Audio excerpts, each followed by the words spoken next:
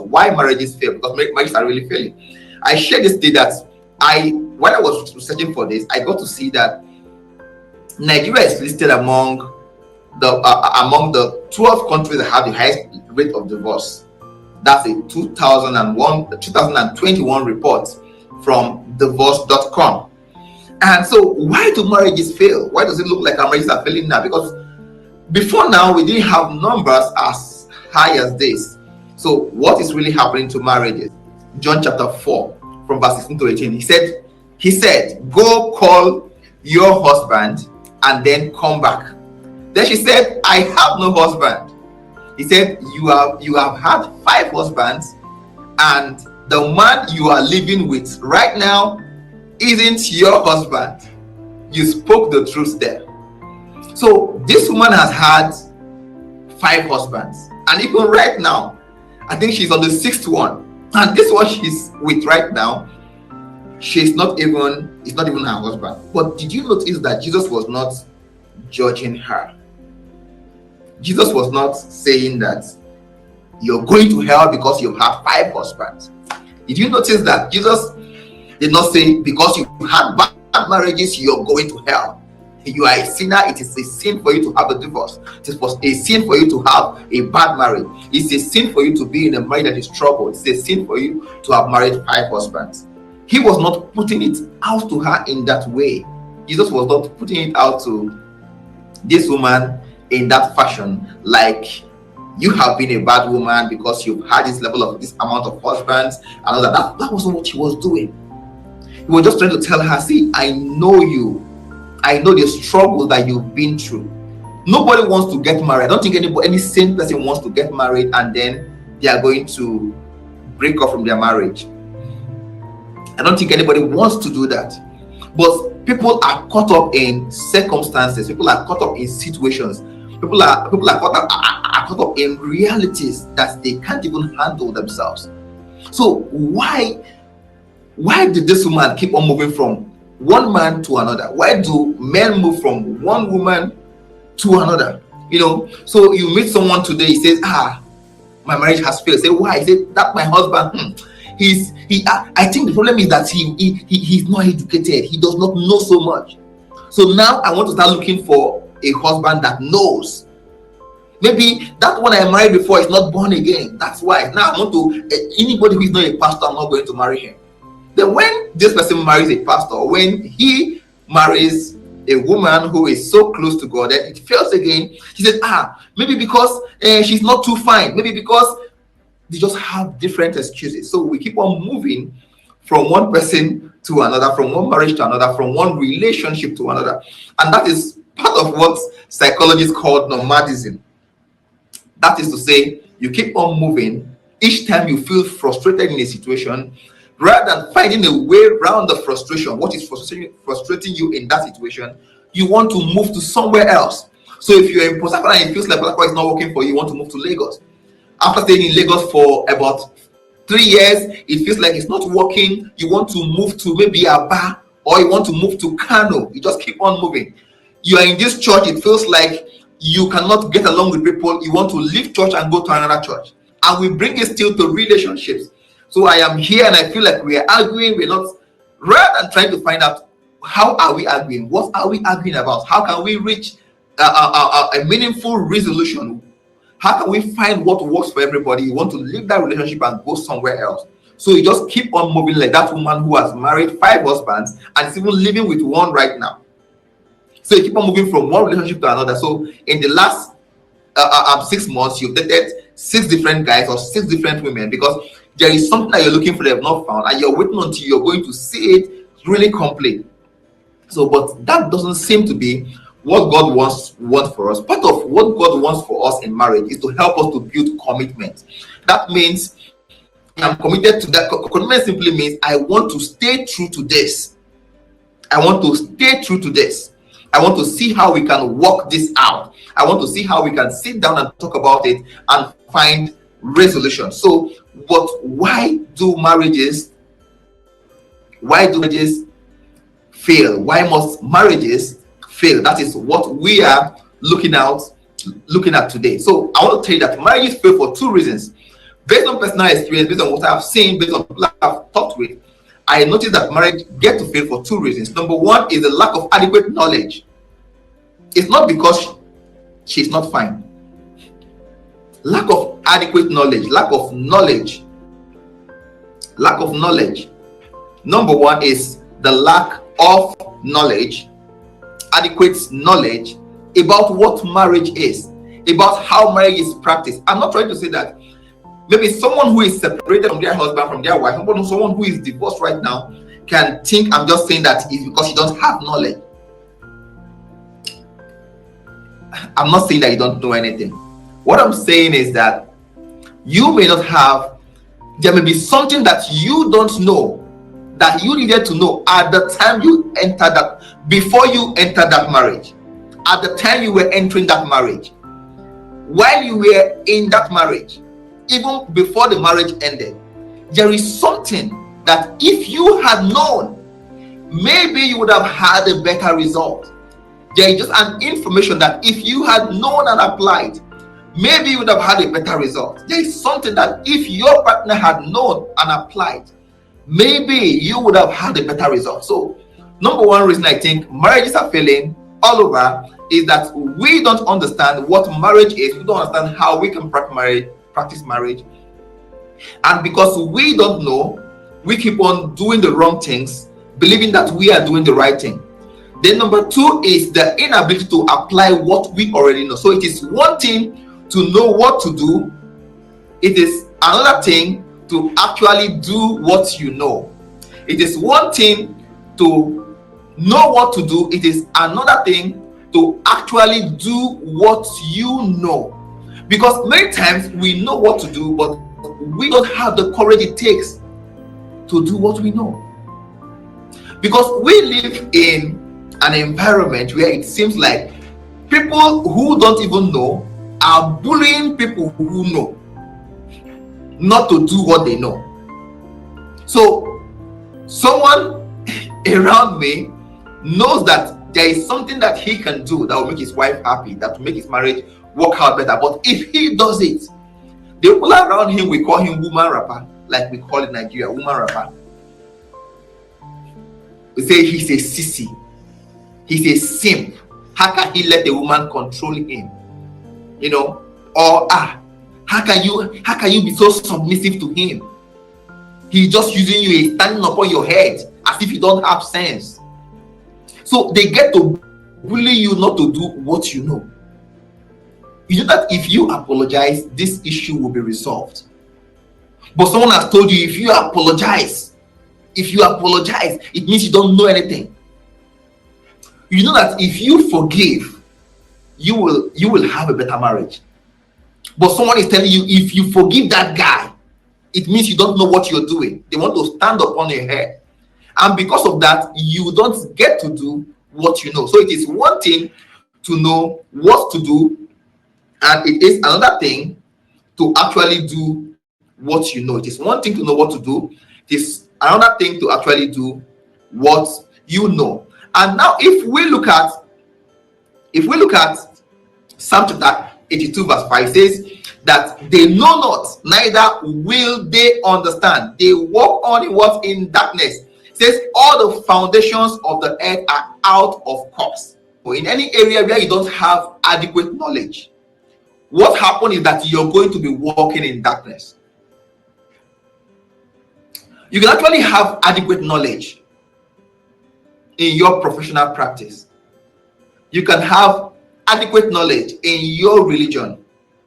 You can have adequate knowledge in different areas of your life, but you may not have adequate knowledge in the area of your marriage, in the area of your relationships. So every other area of your life may be working, but your marriage is not working, but your relationships are not working. In any area where you don't have adequate knowledge, you will walk in darkness, and anything can get missing in darkness. You can hit your head against the wall in darkness. It says, because they know not and they will not understand. It said they walk on in darkness. It said all the foundations of the earth are out of course. Everything is just going jaga jaga. So If you don't have adequate knowledge that will help you to operate marriage, in your marriage, you're going to be walking in darkness. You're going to be doing the wrong things, and you will think that you are doing the right thing. And because you don't know what to do at that point in time, your marriage will be out of course. Your relationships will be out of course. Your marriage will be out of course, and your relationships will be out of course. Then we see Ecclesiastes chapter 10 verse 15. It says, the labor of the fools wearies every one of them. Why? It says, because he is so ignorant of the ordinary matters that he does not even know how to get to town.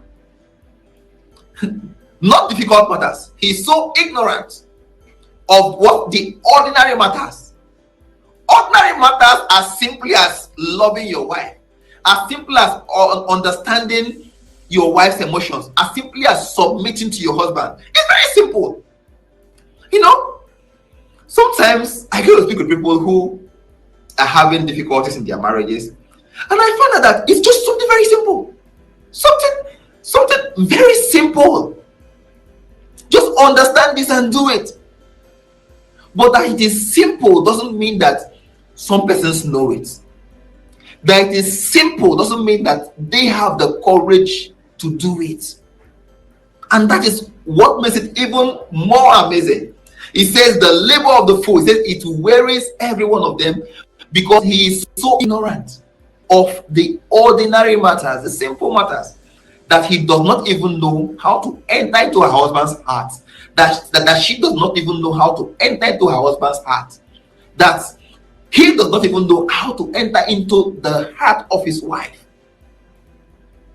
So he thinks, I must have to do it this particular way. She thinks he must have to listen to what I have to say, or we are not going to have peace in this house. The ordinary matters, they are not able to just understand the ordinary matters.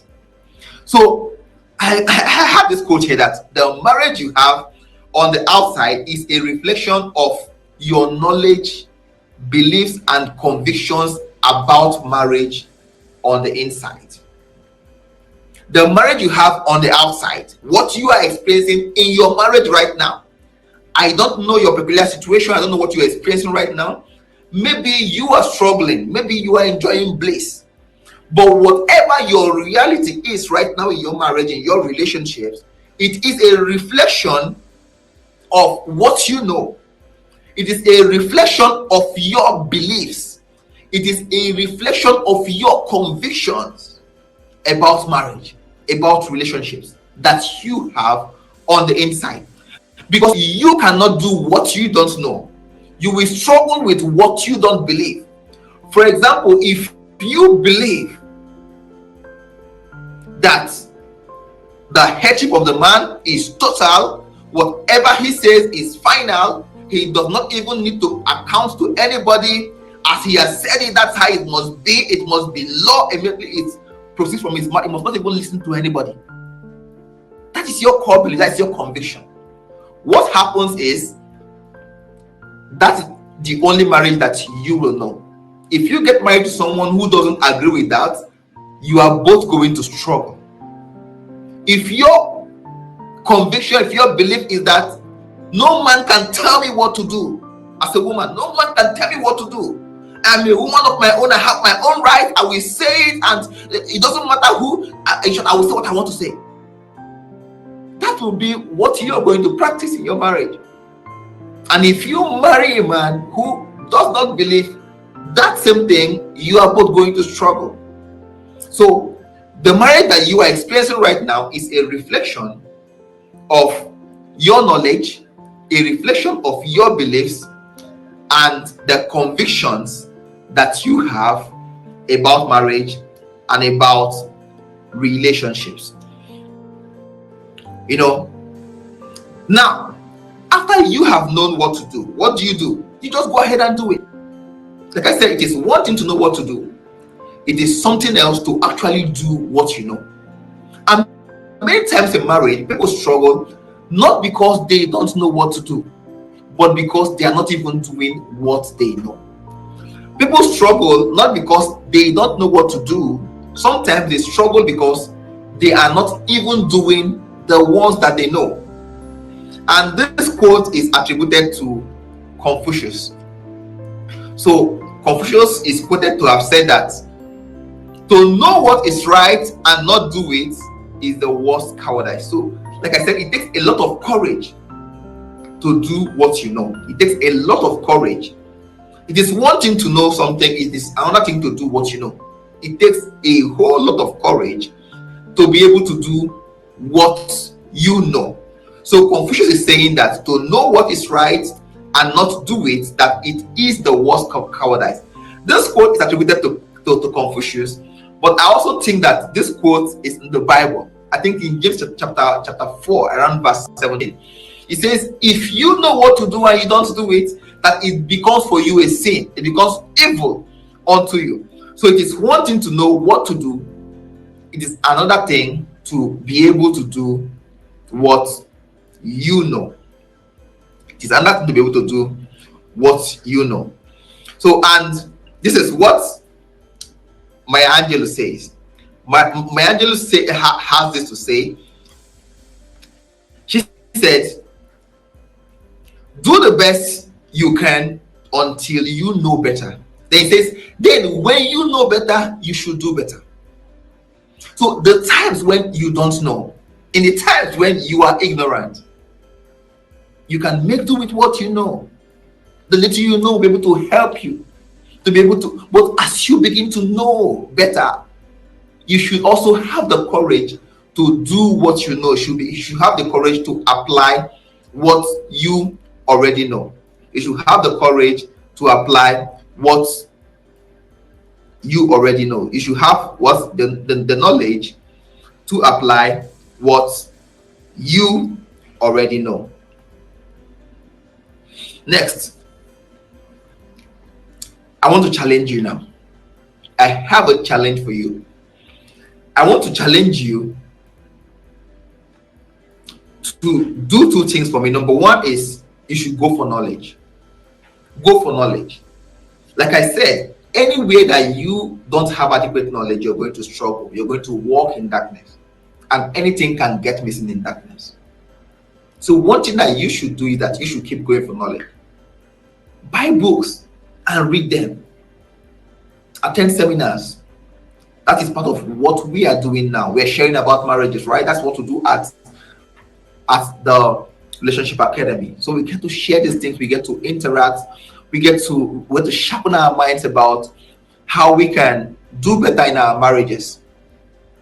I'm not trying to see that anybody is maybe you don't know it, you don't know anything. No, but we can sharpen, we can help each other do better in these areas, right? We can help each other do better in these areas. So go for knowledge about the emotions, knowledge about how you can support your husband in the best way, knowledge about how you can support your wife in the best way possible. So, but just go for knowledge. Go out there and seek knowledge.